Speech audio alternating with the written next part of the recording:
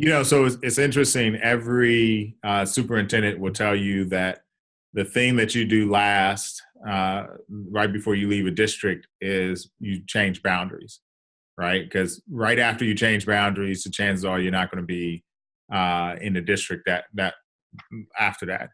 And our board wanted to open a new school.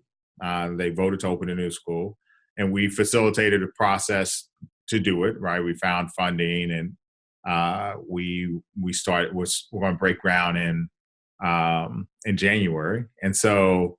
But then it was like, okay, well, we got to draw boundaries, and how do we create an environment where the boundaries, where people feel good about the process and they feel like their voices have been heard. And so, we started off with this task force, and then we started realizing that it's not just about a group of individuals sitting in a room building it and working with a demographer and staff. It's also about the communication standpoint and getting people's feedback. And so our first thought exchange was really on what are your concerns about changing boundaries for elementary kids? And, which one do you really like? Like, which one do you think would be the best based off the criteria that the board gave? And what happened was this process where, everybody was expecting like this, these angry mobs to show up and, with pitchforks and say, how dare you?